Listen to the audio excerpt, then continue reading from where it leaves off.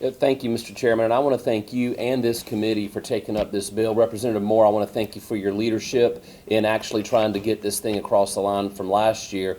Chairman Newton actually reached out to me last week and made me aware of this committee and gave me the opportunity to come testify. So I want to thank everyone here today for actually being a leader in some form or fashion. I'm actually here today wearing two hats. Obviously, as the state's chief prosecutor, as the attorney general, I have a keen interest in seeing some form of protection for kids who are going online, being protected from this kind of content. But also, and probably more importantly, I'm a dad of two teenagers. So with the dad hat on, I really want to say thank you for what you are all undertaking to do here today. I was actually in Louisiana earlier this week with former Attorney General Jeff Landry, now Governor Landry, and now Attorney General Liz Murrill. Had a conversation about this very type of content. Louisiana was a model state, and so I think South Carolina is primed to actually follow suit in that regard. I want to give you a brief, and I'm going to be very brief in my remarks today, but in the last year, I've actually been incredibly involved on these issues.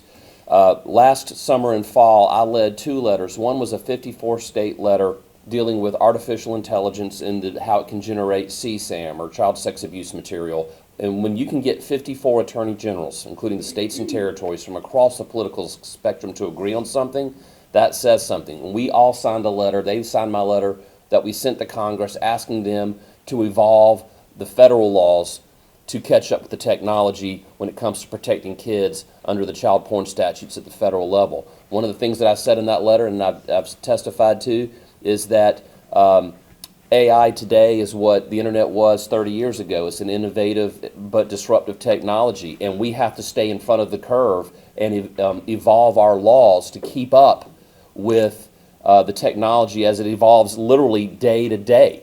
And I know that this isn't dealing with that issue per se, but the principle is still the same, is that you're here today to try to catch our laws up to the technology.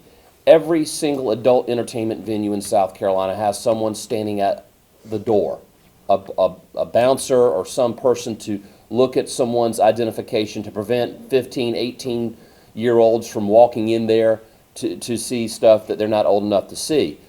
We have that with brick and mortar establishments. South Carolina absolutely needs the same type of virtual bouncer, if you will, standing at the door of every website to prevent people that are underage from going in to see the same thing on a website that they would be prohibited from seeing in a brick and mortar building. And I think it is incumbent upon the state of South Carolina to do that.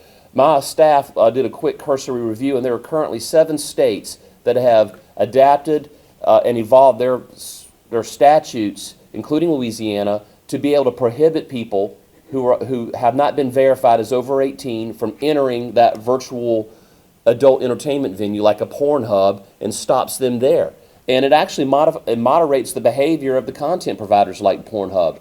When we pass laws like this that restrict them and make it more difficult, it causes them to have to go to other places and peddle that stuff there. We also led a 26-state letter on we led a 26-state letter to actually Pornhub, making sure that they do age verification for people in the videos. There's sometimes you find that there are people underage performing the videos. So I tell you those things because this is an issue that's very near and dear to my heart. The Internet Crimes Against Children Task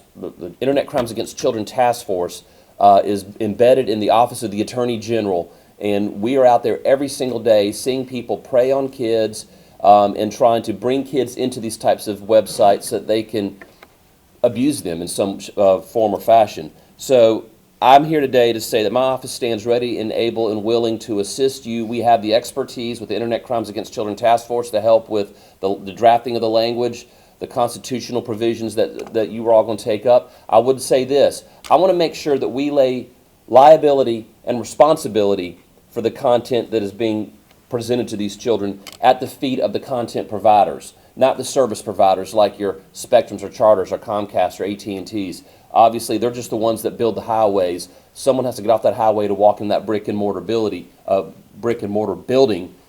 bouncer, it's their job to put the bouncer at the door to the strip club. So it should be Pornhub and other like websites' responsibility to put someone there to stop an underage child. And if they fail to do that, they're the ones that should bear the brunt and the liability for failing to do that. And our office is prepared to do that. And in closing, our office will defend the constitutionality of this bill if it's challenged. Obviously, we want to make sure it's drafted correctly. We're prepared to defend it. We're prepared to execute and support the prosecution and any legal actions that come out of it to go after these people. I just want to make sure that that there aren't unfunded mandates on the Office of the Attorney General. We'll work hand in glove with this body to make sure that it's effectuated properly. But we stand ready to help you any way that you can, and I'm happy to take any questions you might have.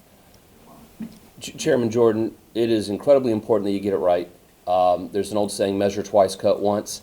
And that's what I think y'all are doing here today. We've read the amendments in the original bill that Representative Moore put forward, and my staff has already been on. I think you and Mr. Gates have been on the phone a lot in the last 24 hours because I get a call every 10 minutes saying we just got hung up with Representative Moore about the bill. And there's some areas where the bill is amazing, and there's some areas where I think it gets some tweaking. I think the spirit of the bill is good. I think we can make it better and we can improve upon it, and we're prepared to do whatever we can to help get this thing across the line. As you said, get it right early on and then get it across the line.